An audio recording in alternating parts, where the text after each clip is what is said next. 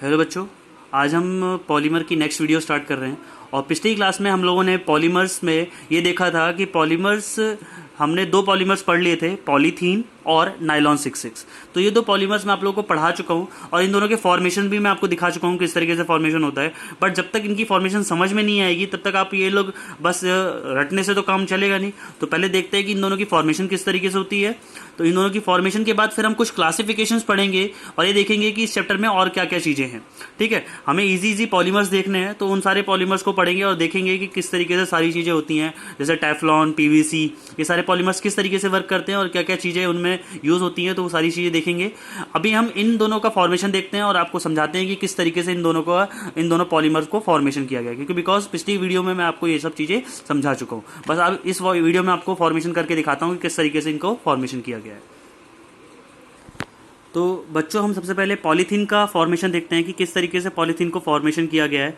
तो पॉलीथीन का फॉर्मेशन किस तरीके से होता है बच्चों, इथीन लेते हैं और इथीन एक नहीं लेते, इथीन कितने लेते हैं, एन नंबर ऑफ, मतलब बहुत सारे इथीन्स लेते हैं और उनका जब पॉलीमराइजेशन किया जाता है तो पॉलीथीन बनता है। क्या बनता है? पॉलीथीन। पॉली मतलब क्या होता है? मैनी।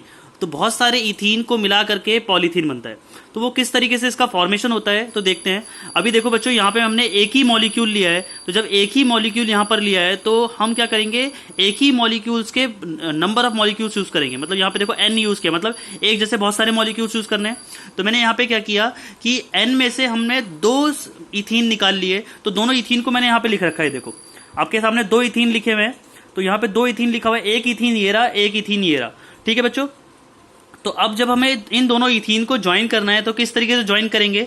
सबसे पहला क्या है कि जब ये सारे इथीन ज्वाइन होंगे तो चेन की तरह ये सब जुड़ते चले जाएंगे। ठीक है, मैंने यहाँ पे दो ही लिए हैं तो मैंने इसलिए यहाँ पे दो का एग्जांपल लिया है। ठीक है बच्चों, आप अगर बहुत सारी जोड़ते जाओगे तो ये इथीन की चेन चलती रहेगी और सेम यूनिट बनती चली जाएगी। तो यहाँ पे क्या है, ये देखो, यहाँ पे CH2 डबल बॉन्ड CH2 था, यहाँ पे भी डबल बॉन्ड CH2 था। तो हमने क्या किया, यहाँ पे मैंने इसकी डबल बॉन्ड को ब्रेक कर दिया और इसकी भी डबल बॉन्ड को ब्रेक कर दिया, बिकॉज इन दोनों के बीच में मुझे बॉन्ड बनानी थी। जब इन दोनों के बीच में बॉन्ड बनानी थी तो इस बॉन्ड को ब्रेक करना पड़ेगा। तो जब मैंने इस बॉन्ड को ब्रेक कर दिया तो बॉन्ड को ब्रेक करने के बाद क्या हुआ, इस कार्बन और इस कार्बन के पास, क्योंकि बॉन्ड को ब्रेक करते ही इसके पास और इसके पास एक एक इलेक्ट्रॉन आ जाएंगे और इसके पास और इसके पास भी एक एक इलेक्ट्रॉन आ जाएंगे। तो इन दोनों के इलेक्ट्रॉन में बॉन्ड बन गई और इसके पास जो इलेक्ट्रॉन होगा वो दूसरे वाले से बॉन्ड बनाएगा। तो ऐसे ही चेन इस तरफ भी बढ़ती रहेगी, ऐसी चेन इस तरफ भी बढ़ती रहेगी। तो ऐसे ही नंबर ऑफ कार्बन की चेन बन जाएगी और बहुत सारे CH2 की चेन बन जाएगी और इसी को क्या बोला जाता है, पॉलीथीन। तो ये चेन कुछ इस तरीके से बन जाएगी। तो ये जो बॉन्ड बन जाएगी इन दोनों के बीच में एक स्ट्रॉन्ग बॉन्ड बन जाएगी। तो ऐसे ही चेन आगे बढ़ती रहेगी, CH2 single bond, CH2 single bond, CH2 single bond, क्योंकि ये सारी डबल बॉन्ड सिंगल बॉन्ड में कन्वर्ट हो जाएंगी। तो CH2 सिंगल बॉन्ड और क्या कहां तक चलेगी, ये n नंबर ऑफ।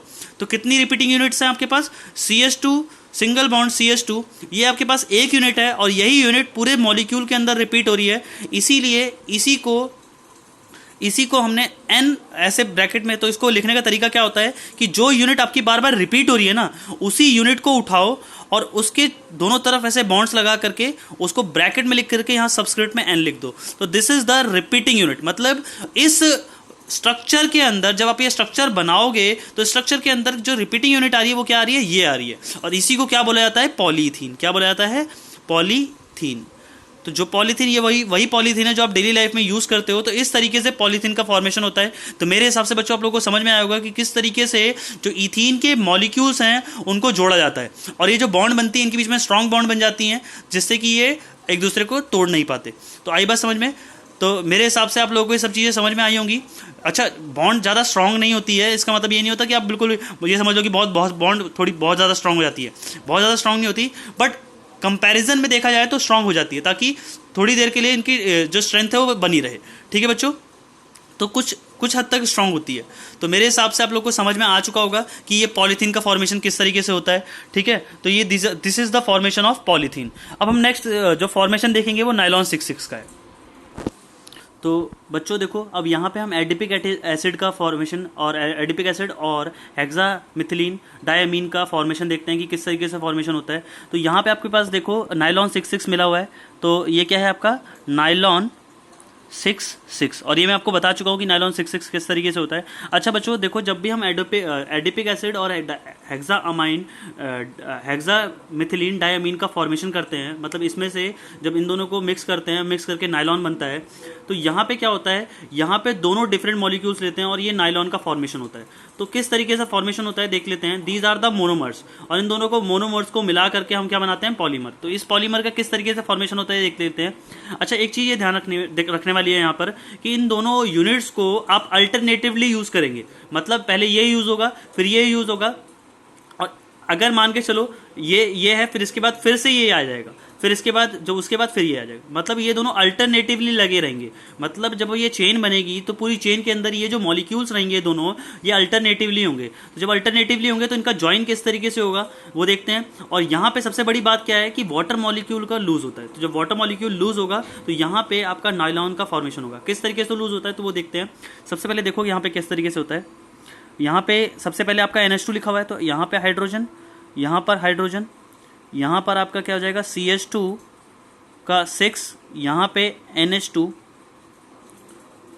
ठीक है बच्चों, तो ये आपका क्या हो गया, हेक्सामिथिलीन डायमीन। उसके बाद क्या करते हैं, OH उसको ले आए, एडिपिक एसिड को, एडिपिक एसिड आपने लिख लिया। तो जब आपने यहाँ पे एडिपिक एसिड लिख लिया, सॉरी बच्चों C4 होगा ये, ठीक है। तो जब आपने यहाँ पे एडिपिक एसिड लिख दिया, ठीक है, तो यहाँ पे ये रिएक्शन किस तरीके से होंगी देखो। तो यहाँ पे क्या है, वाटर मॉलिक्यूल का लॉस होगा। जब वाटर मॉलिक्यूल यहाँ से लॉस हो जाएगा तो ये वाटर मॉलिक्यूल यहाँ से निकल गया। तो जैसे ही क्योंकि एक मैंने हेक्सामिथिलीन डायमीन ले लिया, एक मैंने क्या ले लिया एडिपिक एसिड, क्योंकि यही तो अल्टरनेटिवली इसके अंदर क्या होते रहेंगे, रिपीट होते रहेंगे। तो मैंने एक एक मॉलिक्यूल दोनों के ले लिए। अब मैंने दोनों एक मॉलिक्यूल में से क्या निकाल दिया, H और OH निकाल दिया। ऐसे ही इस तरह से भी H निकलेगा, तो दूसरा इसके बगल में जो एडिपिक एसिड होगा, क्योंकि यहाँ पे H है और इसके बगल में भी एडिपिक एसिड होगा, तो उससे भी OH निकलेगा, तो उसका भी वाटर मॉलिक्यूल। और इस यहाँ पे OH है तो उसके बगल में क्या होगा, हेक्सामिथिलीन डायमीन, तो यहाँ से H निकलेगा, तो उसके वाटर मॉलिक्यूल्स, इसके वाटर मॉलिक्यूल। तो इस तरीके से सारे वाटर मॉलिक्यूल्स निकल जाएंगे और यहाँ पे क्या बन जाएगी, एक चेन बन जाएगी। किस तरीके से चेन बनेगी, ये देखो, ये वाला H तो निकल जाएगा, तो यहाँ क्या बचेगा, बॉन्ड NH CH2 6 NH। अब ये तो निकल गया, तो जब निकल गया तो इन दोनों के बीच में एक सिंगल बॉन्ड बन गई। जब सिंगल बॉन्ड बन गई तो इसका मतलब क्या होगा, यहाँ पे डबल बॉन्ड O आ जाएगा, तो दिस इज द बॉन्ड। उसके बाद नेक्स्ट क्या आ जाएगा, CH2 का 4 C double bond O then single bond. तो मेरे हिसाब से बच्चों आप लोग को समझ में आ गया होगा।